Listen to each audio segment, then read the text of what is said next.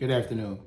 Welcome to episode 30 of the Blunt Talk Sports Podcast. I'm your host, Anthony Wright, coming to you from the beautiful, warm, and comfortable confines of Atlantic City, New Jersey on this Memorial Day weekend. I hope that you guys are safe wherever you may be, working, at the beach, enjoying yourself, chilling at home, wherever you may be watching or listening. I thank you as always just for making me a part of your day. Like, share, and subscribe as always. It helps the channel. And we're going to get right into it, y'all. We're going to get into the Western Conference Finals game from last night. And man, I want y'all to hear me when I say this, because I think I've been saying it all postseason. I'm not sure if y'all are hearing me correctly. I'm just going to say this.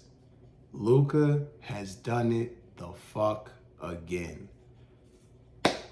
Man, this game, granted, was 2 nights ago. Let me just say this.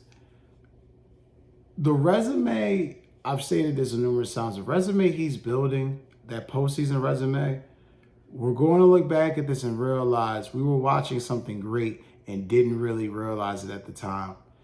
Guys, this is his 5th triple-double this postseason. This postseason alone, his 5th. He's literally, he's taking his team on the attack. When he struggled, he took ownership. He has helped dominate. And yes, Kyrie has played a huge factor in that. He's needed a number 2 to help take the load off when he hasn't had his shot going. And there's damn sure been times his shot hasn't been going. That being said, though, Luka Doncic has been on fucking fire this postseason. And I'm going to get into what my opinion and my take will be in the end. But he's setting up a nice resume for a potential finals run. That's all I'm going to say there at that point. But nonetheless, to end the game, he had a triple-double, as I stated. He had 32 points, 13 assists, 10 rebounds, 5 of 11 from 3. Much better shooting the three-point shot. I don't like him taking 11 threes. I told you guys, he's one of my favorite players. I like his game. I'm not a fan of him taking 10 or 11 threes. However, when he has nights where he hits 5 out of 11, 6 out of 10, 7 out of 11, he's deadly and he's going to kill you. And he's been doing that to the Timberwolves this whole series. Keep in mind also as well that the Mavericks were down 18 points late in the second quarter and were down 16 points midway through the third quarter. Embarrassing if you're Minnesota. You got this team on the ropes. You're punishing them. You're doing everything you need to. You got Cat and Gobert killing them on the interior. You got your guards playing well, and you shit the bed like that. That was a horrible performance from Minnesota. You lost the lead twice. Inexplicable and inexcusable. And Luka just kept attacking Anthony Edwards. My boy Ant-Man been on skates since the series started. He shot a little bit better. Still not great in this game. But Luka's going to keep attacking him. Luka's not going to stop. It's just going to be a situation where, by the way, Anthony Edwards ended with 21 points. But nonetheless, Luka's got him on skates. And this is probably the most physical matchup that Anthony Edwards has had to deal with throughout this postseason, and it's showing. And he doesn't have, and I think he's tired, and I'm not making an excuse for him, being honest. I think he's tired, and I think having to deal with the weight and the strength of a Luka Doncic, that shit wears on you. And I just think he's been completely outmatched so far in this series. As I stated, Minnesota's interior was killing the Mavericks early in the game. Rudy and Cat had it going on. They were playing more big men, especially Cat playing more big men than playing shooting guard, which I love. Middle of the second quarter, I want to reiterate, Minnesota was up by 18 points. I don't want that to be missed, y'all. I want to keep highlighting this when I keep going on this, reviewing this game. Minnesota was up by 18 points in the middle of the second quarter. Still early in the game, but when you're up that early, that means in the playoff game, typically you got it. You just got to maintain from there. But I want to make sure I give props to Derek Lively, center for the backup power forward center for the Dallas Mavericks. He made his presence felt. 14 points, 9 rebounds, 2 assists. I want to make sure I give Gafford credit as well. He had 16 points, 5 rebounds. Both played physical, both played aggressive. I said this to you guys. If they can get any production, I believe it was the it was the Clippers series. It was in the first round. I said to you guys then, if they can get any production out of their big men, any consistency, any legitimate play, any seriousness out of these guys, they're going to be a threat. Dallas is not fucking playing around. I mean, their big men have stepped up tremendously. Whether it's alley-oops, whether it's fighting for the boards, whether it's coming over the top, they are playing with that fucking aggression, that dog mentality that you want to see from your big men, especially at this time of the year. Outstanding from Lively and Gafford. Got to get them props. But I'd be also remiss if I didn't bring up Minnesota's bench is struggling.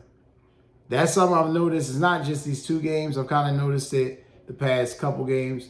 Minnesota's bench is entirely struggling. Outside of Naz Reid, who had 23 points and was 7 of 9 from three-point range, which is outstanding for Naz Reid, kept his team pretty much in the game. Nickeil Alexander-Walker has struggled shooting the 3. Currently, he is 4 of 21 in his last 6 home games, which is just fucking horrible. They need way more production out of him from that. It's causing them to be behind in these games because they're trying to keep up that scoring effort and go tit for tat with Luka and Kyrie, and they can't do it.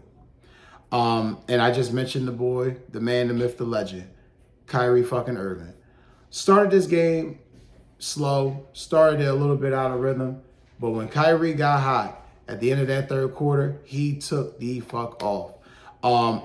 And I thought something that was very interesting because this was, at this point, the 3rd quarter is when he started getting into, he started getting hot. The 4th quarter was when he was a fucking inferno, California wildfire type flame. Beginning of the 4th quarter, I didn't know this. It's an interesting stat. Up until that point, Kyrie had not hit a 3-point shot in the series. Up until he made that 3-point shot in the beginning of the 4th quarter, he had not made a 3 yet in the series. Kyrie destroyed him. Killed him down the stretch. He ended the game with 20 points, 6 assists, 4 rebounds. Most importantly, 4 of 7 from 3-point range, which showed you when he needed to hit those shots, when Dallas needed those shots from him, and when Luka needed to make that extra pass. I still remember the pass in the middle of the 4th where Luka's getting double teamed top of the key, and he darts that ball the fuck across to the corner, and you see Kyrie, defender comes late, too late. Wham, bam, damn. It's damn. He's dead. So, Kyrie, got to give him props for that. But the key to the game, the key to me that was the real steal of the game, Derek Lively, hence, no pun intended, literally a steal. Derek Lively at the, I want to say it was a 10:33 mark in the 4th quarter. That was when things started to turn around for the Mavericks. The Mavericks were still down. They weren't down big, but they were still playing catch up. They were down by 4 to 8, 4 to 6 points. Kind of, jostling back and forth, where it just seemed like Minnesota was going to be able to coast and just maintain. But from that steal, from that moment that Derek Lively got that steal at that 10:33 mark, the game completely changed. Because literally the very next play, after the steal, he darts the ball out, Kyrie gets it, hits a 3. And from then, Kyrie got flowing, Luka's flowing, Lively's flowing, game was over.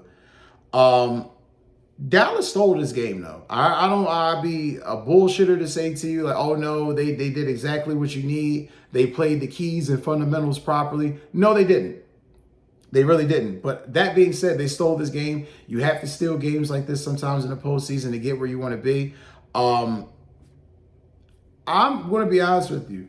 I told y'all I thought Dallas was going to win this series. Minnesota don't have no answer for Luka. And here's the scary part, y'all. Even when they think they have an answer for Luka, they cannot stop Kyrie Irving. This series is over, y'all. I mean, honestly, God truth, I expect Minnesota to win 1, no more than 2 games in this series at best. But I wouldn't be shocked if it's a sweep. I wouldn't be shocked. And I'm only saying that because I'm seeing the exhaustion from Anthony Edwards. It's not that the team's not fighting. I'm seeing the Timberwolves fight. I'm seeing them put forth the effort. They can't maintain the lead. Their center, Karl Anthony Towns, he wants to play fucking shooting guard. They can't get their bench to show up consistently. And Luka and Kyrie are just shooting the fucking lights out the gym. So I personally feel like this series is over. I personally feel like at this point, no matter what Minnesota does, unless they can help extend this series to 7, it's done. It's a wrap. Game 3 will be tonight at 8 p.m. on TNT, so definitely make sure you check that out.